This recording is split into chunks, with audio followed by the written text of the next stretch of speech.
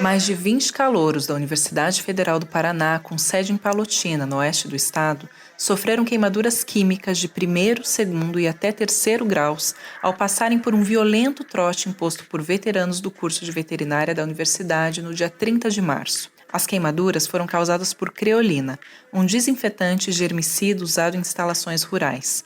Em contato com partes do corpo de pessoas ou animais, ela causa queimaduras e lesões. Pela gravidade dos ferimentos, a Polícia Civil investiga se outros produtos foram adicionados à creolina para gerar ainda mais danos às vítimas. Os jovens, todos na faixa dos 20 anos, foram colocados de joelhos no chão, no centro da cidade, enquanto pediam dinheiro no semáforo e banhados pela mistura. Os envolvidos foram identificados, presos, mas logo soltos após pagarem fiança de R$10 mil cada. Uma das acusadas conseguiu um habeas corpus no Tribunal de Justiça do Paraná porque disse não ter condições financeiras de pagar a fiança. Não é o primeiro caso de trote que choca o país e provavelmente não será o último. Diante de mais uma violência como essa, é difícil não questionar. Por que crimes como esses continuam acontecendo e de onde vem a macabra tendência humana para a prática da tortura? A resposta passa, como sempre, pela história. A origem dos trotes se confunde com a das próprias universidades. O primeiro registro vem de 1342, na Universidade de Paris. A palavra trote se refere à forma como os cavalos se movem, ordenadamente. Algo que precisa ser aprendido, que não é natural, e também é feito à base de chicotadas, esporadas e outras formas de maus tratos contra os animais. Antônio Zuin, professor do Departamento de Educação da Universidade Federal de São Carlos e autor do livro O Trote na Universidade, Passagens de um Rito de Iniciação, relaciona o termo com a interação entre calouros e veteranos. O calouro, na lógica do trote, precisa ser domesticado pelo veterano por meio de práticas humilhantes e vexatórias. Tudo para demarcar as características das identidades dos estudantes que ingressaram na universidade e daqueles que já estão nela, mesmo que somente por alguns meses a mais. Todo trote impõe algum tipo de violência física ou psicológica à vítima e, por isso, nenhum deles pode ser considerado uma brincadeira. Zuin conta que existem pesquisas que comprovam a característica do trote como um rito de integração sadomasoquista na vida universitária. Na Universidade de Heidelberg, uma das maiores da Alemanha, por exemplo, os novos alunos eram obrigados a beber urina com vinho e comer alimentos com fezes. Paulo Denizar Fraga, professor do Instituto de Ciências Humanas e Letras da Universidade Federal de Alfenas e autor do livro A Violência no Escárnio do Trote Tradicional, lembra que o trote teve seu auge na Idade Média, quando os estudantes do meio rural chegavam à universidade. Na passagem do meio rural para o urbano, os estudantes eram execrados. Para os veteranos, havia uma bestialidade na origem dos calouros, e o trote representava uma espécie de batismo para a entrada no novo mundo. No Brasil, além do fator histórico, a impunidade e a falta de consequências mais duras, tanto aos alunos praticantes dos maus-tratos quanto às universidades, ainda facilita a repetição ano após ano do problema. As universidades divulgam notas de pesares e dizem repudiar as ações, mas não lidam com consequências mais sérias depois que os casos acontecem, a ponto de se responsabilizar a coibir todas as futuras ações. O primeiro trote fatal no Brasil aconteceu em 1831, no curso de Direito de Olinda, em Pernambuco. Um calouro morreu esfaqueado depois de se recusar a participar das imposições dos veteranos. Em 1980, um estudante da Universidade de Mogi das Cruzes morreu após ter sido espancado por se recusar a cortar o cabelo durante um trote. Em 1998, mais um calouro teve o corpo incendiado por colegas, que classificaram o ato como uma brincadeira. Durante o trote de medicina da PUC de Sorocaba, Rodrigo Pettini e os colegas peregrinaram por várias repúblicas estudantis, dispostos a beber a maior quantidade possível de álcool. Rodrigo deitou-se no sofá de uma delas quando foi incendiado e teve 24% do corpo queimado. Um ano depois, Edson Sue, filho de chineses, morreu aos 22 anos afogado na piscina do Centro Acadêmico da Faculdade de Medicina da USP. Dias depois da morte do estudante, o na época veterano do 6º ano Frederico Carlos Neto, conhecido como Ceará, apareceu em um vídeo sorrindo e dizendo: "Eu matei o japonês que se afogou." O caso de homicídio foi arquivado em 2006 pelo STJ por falta de provas. Em 2008, o pai do estudante morreu sem ver o caso solucionado.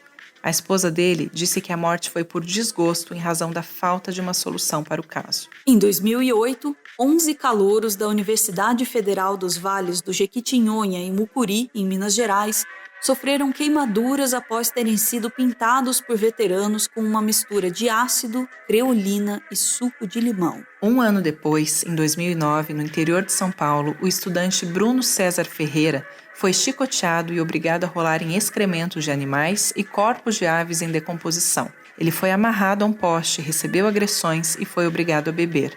Em coma alcoólico, foi largado pelos outros estudantes no meio da rua e internado no hospital da cidade como indigente porque estava sem os documentos. Bruno, na época, tinha 21 anos e era calouro de medicina veterinária no Centro Universitário Anhanguera Educacional. Acabou desistindo do curso. Em 2015, veteranos jogaram um líquido ácido na cabeça dos calouros das Faculdades Integradas Adamantinenses, em São Paulo. Um jovem de 18 anos teve 70% da córnea do olho esquerdo queimada e outra aluna sofreu queimaduras de 3º grau no corpo. O psicólogo Raul Aragão Martins, coordenador da Comissão de Prevenção à Violência da Universidade Estadual Paulista, explica que os trotes violentos no Brasil têm motivações diversas, mas a naturalização da violência na cultura brasileira, especialmente por termos tido quase 4 séculos de escravidão, é uma das principais. Raul lembra que o chamado desengajamento moral, que é a inabilidade de uma pessoa ver a outra como igual, faz com que ela pense que, se o outro não é igual a mim, eu posso maltratá-lo, porque ele se apresenta para mim como um objeto. Segundo o psicólogo, a aceitação quase natural dessas violências é um ato masoquista inconsciente. É como se a pessoa, por se sentir em uma classe social mais elevada, tivesse que pagar um preço para poder entrar em uma boa universidade. Ele também lembra que a psicanálise explica a aceitação de muitas pessoas se submeterem aos trotes por conta da identificação com o agressor. Em vez da vítima o repelir, ela o aceita. O estresse pós-traumático que se desenvolve depois do evento pode gerar danos à aprendizagem do estudante.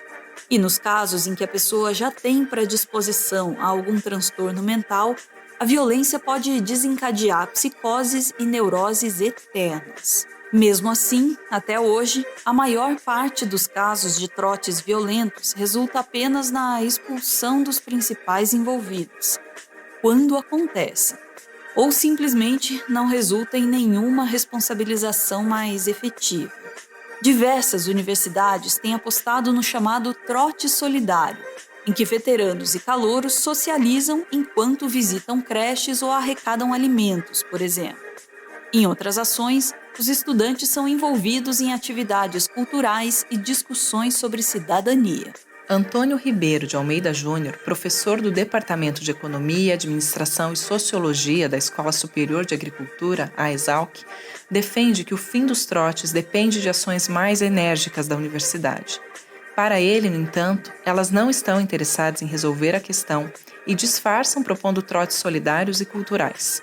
Se a universidade quiser, ela tem poder e instrumentos suficientes para acabar com o trote definitivamente. Embora o trote estudantil especificamente não seja crime, a advogada Alessandra Prata esclarece que os atos praticados nos trotes podem configurar diversas infrações previstas no Código Penal.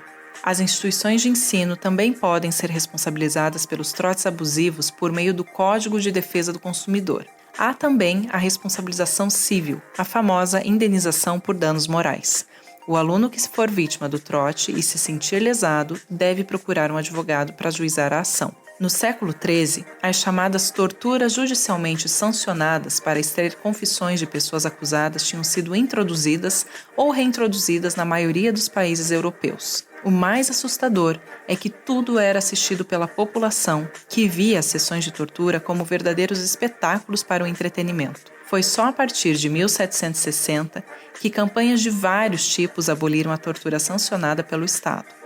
Faz muito pouco tempo. Mais que responsabilizações efetivas, situações como essas escancaram nossa relação ainda estreita com práticas medievais, escravocratas, violentas e a necessidade clara do desenvolvimento de uma cultura de paz e respeito a direitos humanos fundamentais. Como sempre na história da humanidade e ainda hoje, o amor e a empatia às diferentes vidas e formas de vidas poderiam anular, se não todos, mas a maioria dos problemas da humanidade.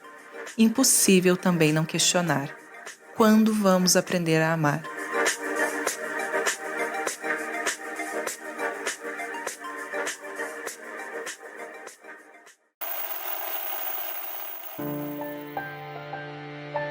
O Meteoro é mantido graças a uma campanha de financiamento coletivo. Quem participa aparece aqui no finalzinho para receber o nosso agradecimento.